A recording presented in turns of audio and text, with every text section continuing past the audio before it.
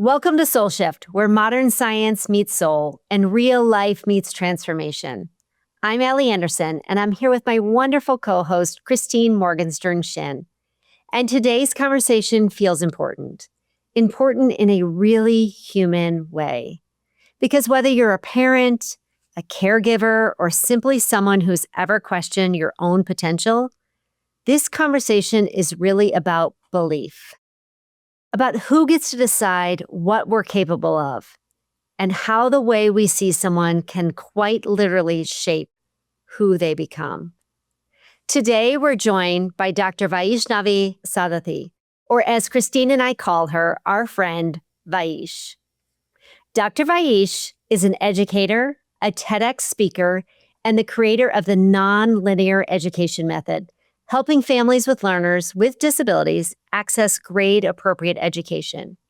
She is also the mother to a non-speaking autistic teen poet with Down syndrome, and her work challenges how we think about intelligence, capability, and what is truly possible for every child. Vaish is a sought-after keynote speaker at autism and Down syndrome conferences worldwide. She believes that an equal education is the birthright of every child. And her TEDx talk, which I highly recommend looking up, it's called Who Decides How Smart You Are? Her TEDx talk has reached audiences worldwide, and she continues to advocate for the belief that an equal education is the birthright of every child. Welcome to Soul Shift, where modern science, ancient wisdom, and real life align. Soul Shift offers a peaceful pause in your week, a gentle reminder that meaningful change doesn't have to be overwhelming. Together, we'll discover practical tools, we'll share authentic conversations, and honor the beautiful complexity of being human. This is your invitation to breathe, to reflect, and to trust the process. Thank you for being here. Let's shift Gently. Together. Vaish, we are so honored to have you here today. Thank you for being here. Thank you for inviting me. It's so good to see you both after so long. We're excited to have you. And, we'd love to start off with the word belief. And, a lot of times I'll look through that nervous system perspective that whether, the environments we're in or if we have expectations placed on us, that can all deeply shape how we function. And so you talk about how belief in a child can actually alter brain wiring, not just for the child, but also for the parent. And that's really fascinating, I think, for our audience. So can you help us understand what that really means? Yeah, of course. And I've actually never had this question phrased so, and I'm really grateful for this question. The one variable that is the most understudied in kids is what regulation is. When we think about a child being dysregulated, we just think about behavioral interventions, and that is a very superficial and a very external way to support a child. And I'm kind of veering away from the topic, so I'll make sure I come back. But like you and Ali and I know that regulation can be impacted by nutrition, by gut health. And so those are ways to support internally. But there is a third factor, and what you talked about, belief or trust in your child's innate intelligence. And this seems like such a kind of almost like a woo-woo term, right? Because we're talking about belief and faith. Like it almost sounds religious. It doesn't sound real or tangible, maybe is the right word. Especially in children with complex disabilities who often have communication issues. What they're able to communicate is not a reflection of how smart they are. It's just because autism, Down syndrome, cerebral palsy, and many of these labels and diagnoses come with significant motor delays, significant motor issues, and communication is a motor skill. All forms of communication, like eye contact can be communication. That's ocular motor. Speech is, of course, communication. It's like our favorite means of communication, and it's intense fine motor in your vocal cords. Gestures, even emotions that you can show on your face, we don't think about it. I mean, just by looking at me, you're making some guesses on whether I'm comfortable talking to you guys, I'm uncomfortable. But I can only show these things to you because I have control over the muscles in my face. And even, when we say their smile reached their eyes, a good actor can fake that because they have control over the muscles surrounding their eyes and the muscles of their smile. There is a way to do it, right? Many learners with disabilities just don't have that. So just because a person isn't smiling doesn't mean they're not happy, and vice versa. So what I'm trying to get at is that in the absence of this very obvious window, we say eyes are the window into the soul. And there are cases like with Sid, my son, where you actually have no window often because there's no eyes, no face, there's no window into the soul. So there's only two things you can do at the time is that you can assume that they don't understand anything, or you can do the opposite and really trust or believe that your child is capable and they can understand. And at that point, it is a leap of faith. But once you take that leap of faith, your next decision determines their future, because now you've said, okay, I trust in you. So because I believe in you, I'm going to expose you to high quality information. I'm going to teach you complex math. We're going to learn about the world. I'm going to talk to you like Sid is 18. I'm going to talk to you like an 18-year-old, not like a 2-year-old. And every of my future action is informed by that faith. And because I'm talking to him like an 18-year-old, his knowledge base is going to develop like an 18-year-old. His neural networks are going to get more complex. We can literally make people, and that includes ourselves, smarter or less smart by the way we're talking to ourselves and to other people. All of us have decided to explore education at an older age, and we could have not made that choice and we would be less smart than we are now. Right? So trust and belief sound very intangible, but once you've made that leap of faith, result in very tangible decisions that have far-reaching impacts on our kids' emotional state, but also their intellectual state. And we know that everything is connected to the gut is connected to the brain. So I would say probably it also has an impact on their overall physiological state. Extremely insightful. And I love the fact of that you're educating us, whether it's with children or just with partners or family or friends or to ourselves. The way we communicate is tenfold how we can show up in the world. And I appreciate that you brought this to the forefront, because as far as I understand, a lot of people will look at if somebody has a learning level per se of second grade and they're 10 years old, they might go with the second grade speaking pattern, right? You're literally crushing that myth out of the water and helping others. So thank you so much. Yeah, and Vaish, I've always adored your message. I've told you that before, and I think it's really powerful as a parent. And again, I will repeat for all of our listeners, I do highly recommend checking out Vaish's TED Talk. But I find your messaging so powerful, and something that I think many of us just sort of miss in everyday life. Our listeners are listening to this right now also thinking like, I'm not even sure what I believe about my child or someone else in my life. And I'm not even realizing how this might be shaping them, right? So if I ask you like a really practical question, like how do our beliefs show up day to day? And then are there even small ways we might not even notice that are maybe shaping our children's lives? That's also a really good question. So I think the one thing that, especially with kids, so it depends on who we're talking about. So let's try to make some distinctions. Let's say we're talking to our kids. Obviously, the first thing that our belief shows up is in our behavior and our language with our children, right? And now I could make another difference. Does your child have a disability? Are they neurotypical? But I think that maybe we can just like, with a disability, it can be a little bit more obvious. So usually I work with parents of children with like what they call profound autism or severe autism or some sort of a severe disability. So where they're convinced, and they have been convinced by everybody they've met, that their child is profoundly delayed intellectually, etc., academically and everything.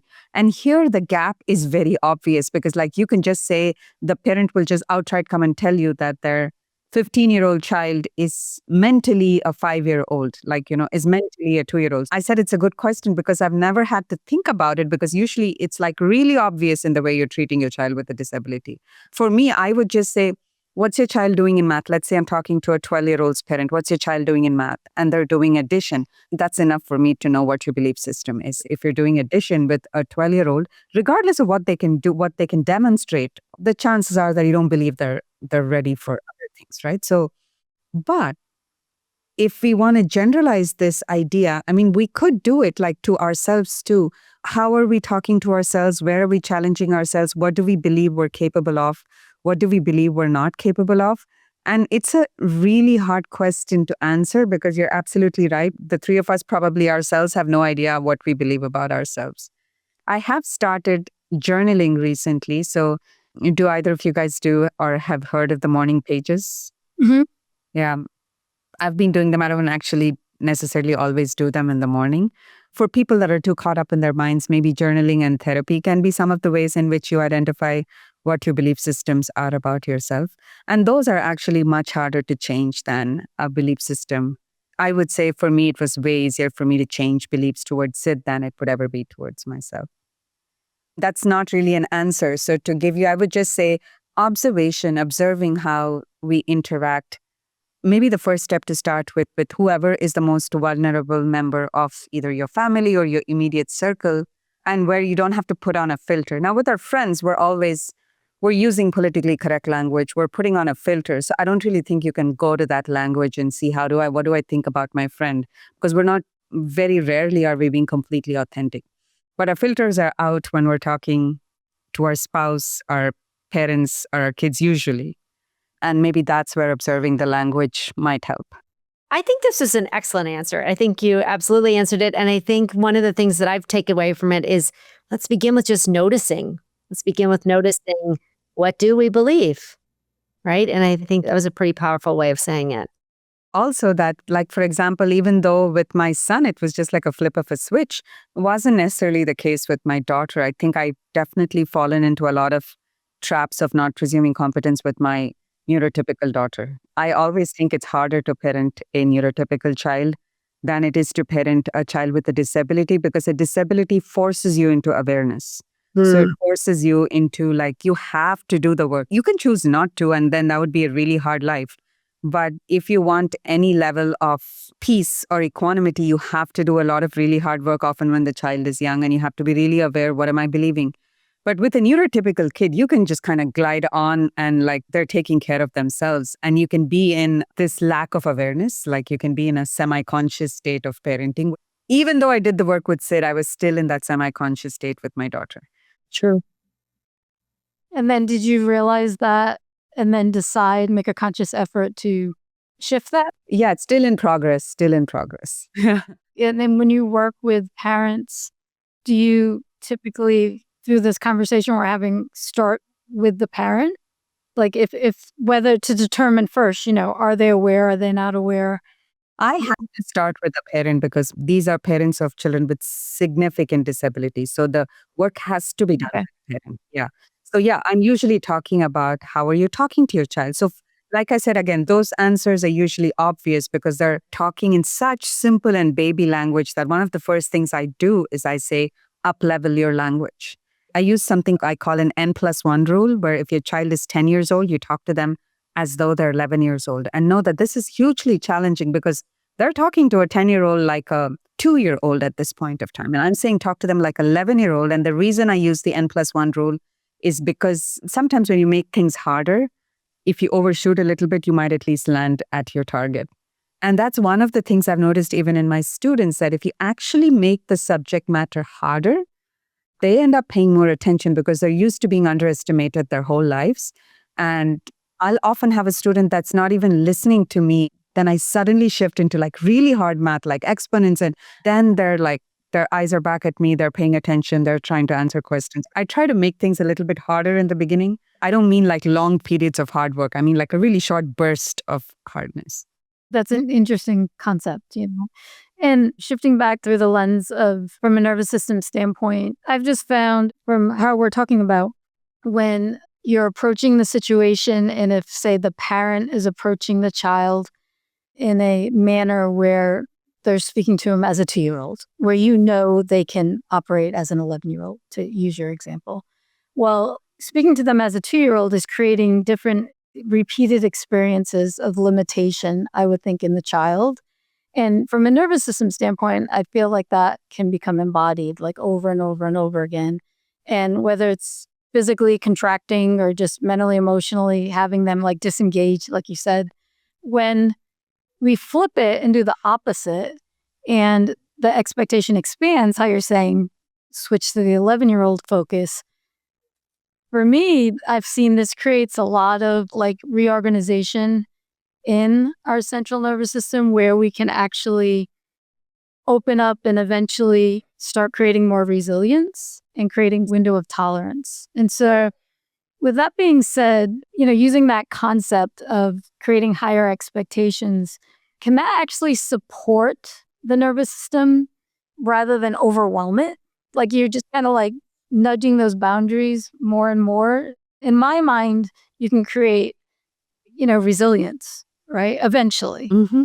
There's so much nuance there. And I think a lot of people don't do it. See, a lot of parents, if you're parenting a child with a disability, you're kind of teetering around the edge of burnout most of your life. You're living in hypervigilance. And that's the word I've been looking for many years. And I was listening to one of my friends talk about it.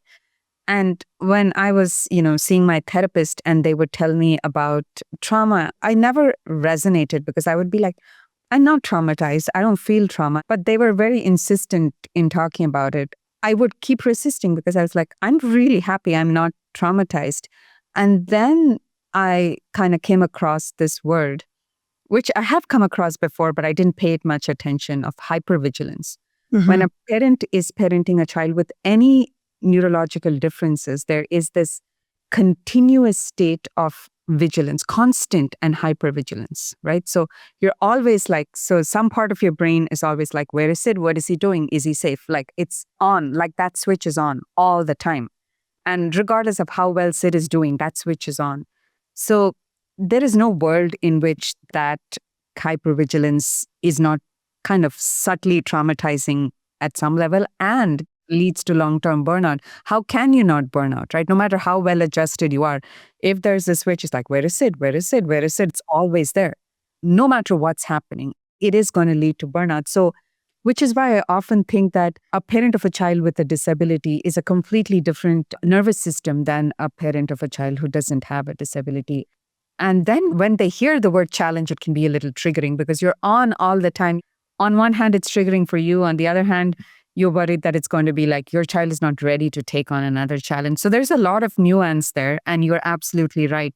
Coming back to that topic is that when a person is not challenged for most of their life and underestimated, that is even more triggering. I don't have the word for it, but I've spoken to a lot of adult autistic people who are non-speaking and who communicate using alternate techniques. And they've always said that they felt like they were in a prison because everybody thought that they didn't understand anything. The most traumatic experiences of their lives have been when they were chronically underestimated for years and some people decades. So I feel like none of that really answers your question. I did go on a detour, but I think that yes, challenge is important to settle the nervous system. I think that's where the variable of time comes in.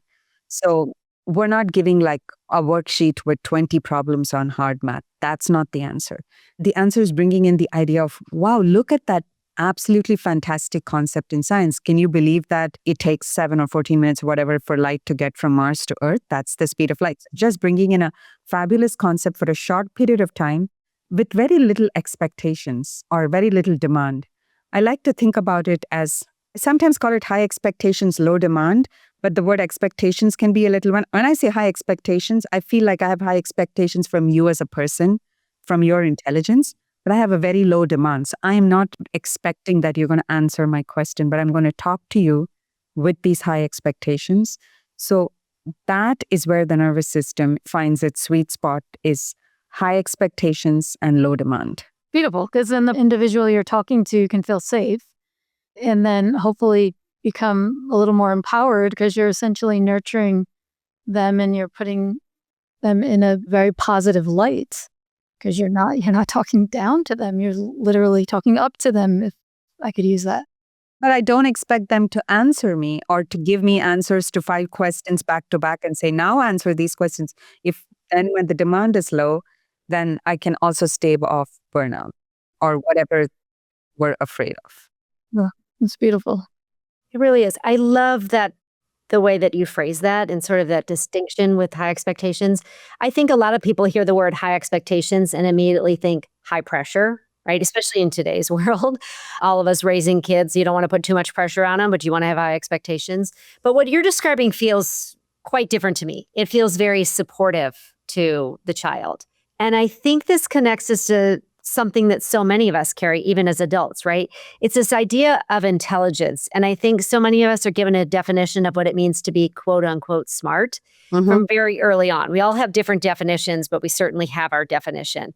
One thing I wanted to ask you, Vaish, what do you think most people get wrong about the word intelligence?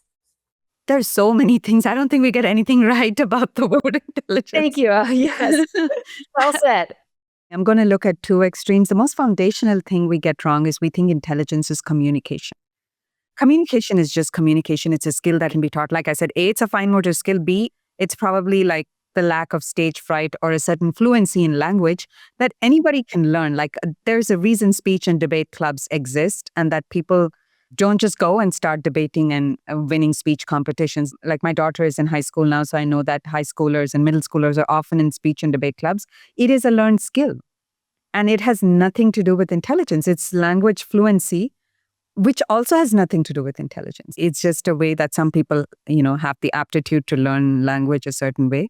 I mean, I think we can all think of like geniuses that absolutely sucked at having a conversation or just like would be like terrible at conveying their idea. We've heard about absent-minded professors. We've seen them. And if you ask them to tell you what they're doing at work, you probably wouldn't understand a word because they're terrible at communication. We know this, that communication and intelligence are not the same. Yet we apply these rules selectively, definitely for people with disabilities, even to ourselves, right?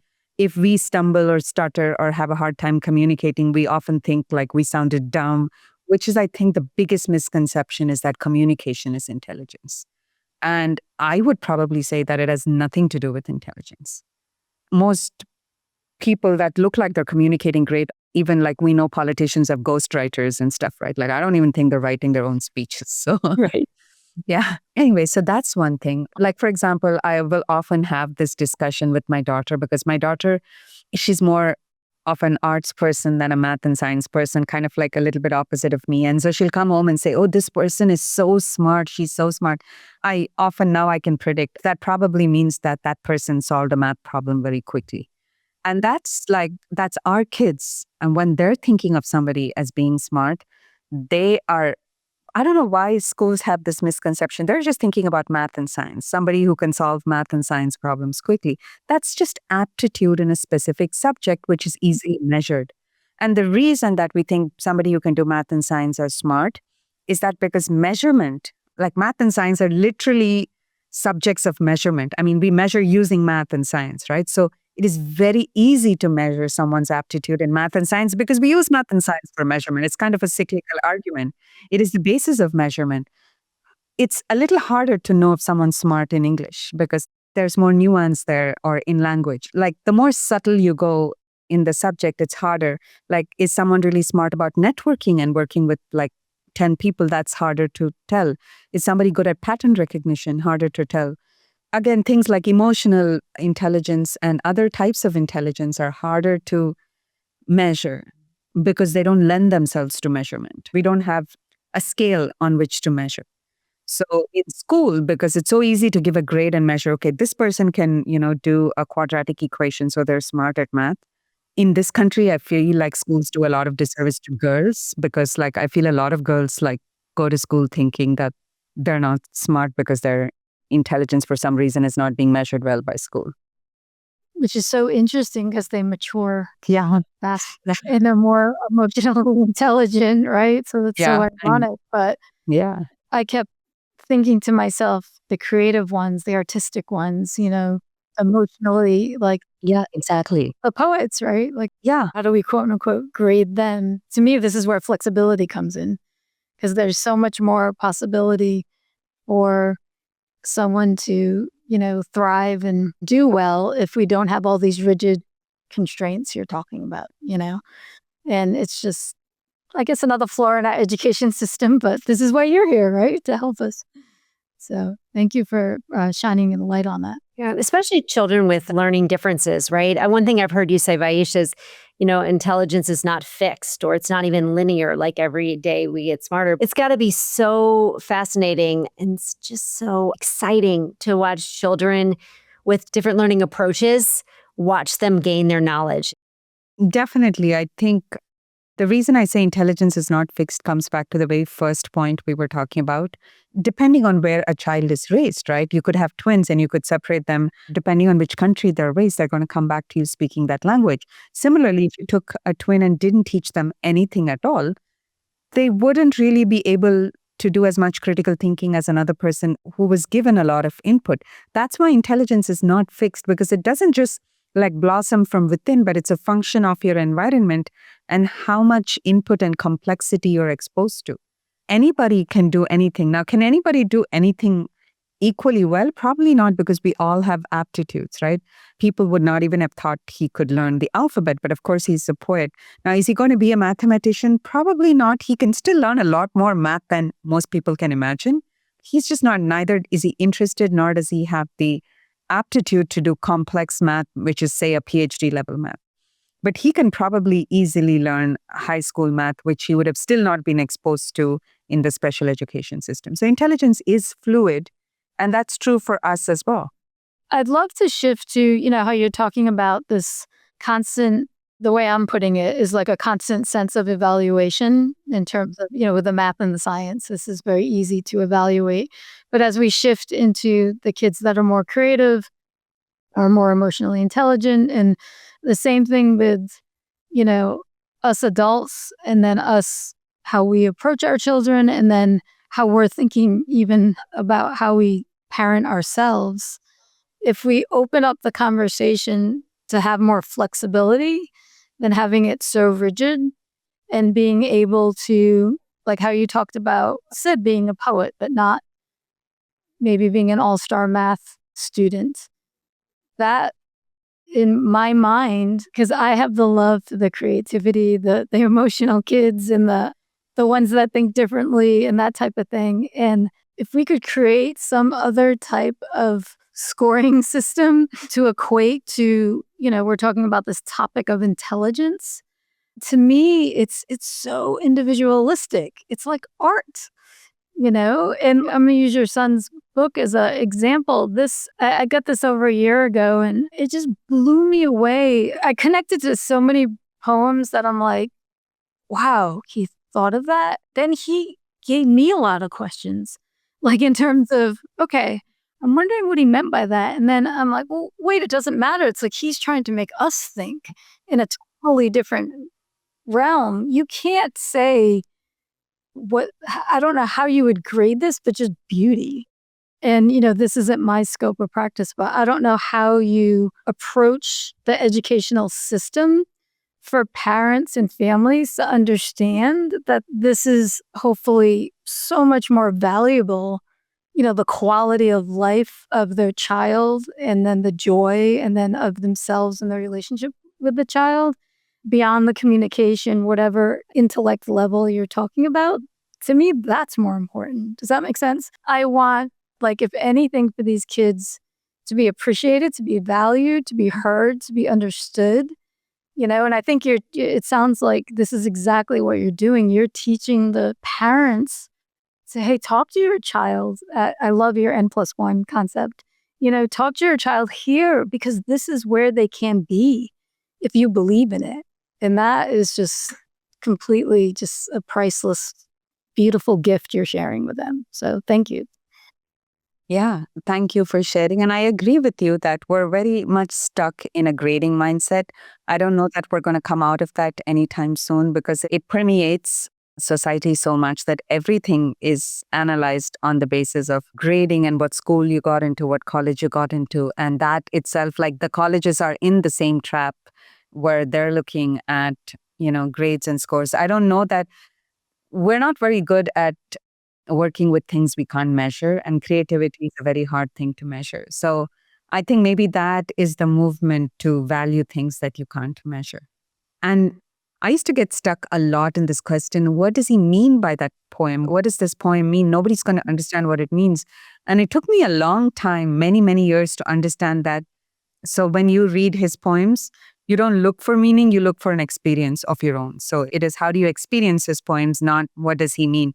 So he'll actually never explain his poems. Sometimes maybe they don't even mean anything. I don't know.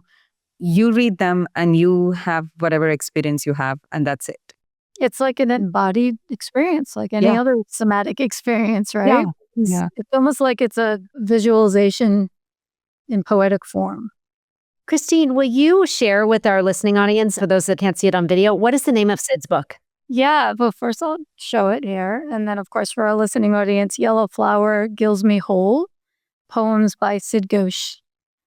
Yeah, so, and it is on Amazon, so feel free to explore it. It's really amazing. I want to tell you what I'm taking away a little bit, because in my world, we focus so much on supporting the body, right? I work with a lot of autoimmune and a lot of health conditions. And so we're constantly talking about nutrition and lifestyle pieces, right? And what I'm taking away from this is a really important reminder that we also need to be supporting the way someone thinks. And that can be quite foundational. I'm realizing that can be a really big piece of supporting the body with nutrition and lifestyle, of course, but also supporting exactly the way that they're going through life and thinking through life. So I just want to say thank you for bringing this awareness to all of us. And I certainly, it was probably 8 or 10 years ago, Vaish, when you introduced me to the idea of just thinking about my own children and my own family members in a different way. And assuming competence is what I think about with Vaish a lot. Assume competence. So I am really grateful for this conversation today. Same here. Thank you both for having me. I think you really helped us expand the way we all think and, our audience thinks about learning, intelligence, potential, what's truly possible, whether it's for ourselves, talking more gently and more with care to ourselves or towards our children or each other, And I think one good takeaway is start questioning the limits you've either been given by family members when you were growing up, if you're an adult listening to this, or by what limits are you placing on your kids? Like Ali, you just shared how Vaish opened you up to that, And so I'd love for you to share any important projects you're working on or resources you could share with our audience that you would love to let them know about this time. Yeah. Well, I also host a podcast. It's called Nonlinear Learning. And nonlinear is generally the theme of a lot of my offerings. And there is a signature course that I offer once or twice a year. It's called Nonlinear Education. So I can give you the link, or you can go to drvaishsarathy.com/nonlinear education. And it's right now on waitlist, but you're always welcome to join me on my podcast, Nonlinear Learning. Oh, wonderful. And we'll put all those in the show notes for everyone. So if you're listening and this episode resonated, we'd love for you to subscribe, leave a review, or share it with someone who might need to be open to this message. And I highly recommend you take that next step and listen to Vaish's podcast. It'll open up a whole new door for you and your family. And so, as always on Soul Shift, we love to say, let's shift gently together. Cheers, you guys. Cheers. Thank you for sharing this sacred time today. We hope something in this conversation touched your heart and offered nourishment for your soul's journey. Remember, transformation is most effortless when it happens one tender shift at a time. Until next week, we invite you to carry one insight from today into your life. Not as a task. Think of it as a superpower to yourself. If something resonated, we'd love to hear from you. If you're joining us on YouTube, feel free to leave us a comment below. Your words ripple outward, offering connection and comfort to others walking this path beside you. If Soul Shift feels like home, please subscribe and consider leaving us a review. Your support will help us reach more hearts that need to hear they're not alone. We're holding you in love, so know you're not alone. Your journey matters. May your heart be filled, and may your path be filled with grace.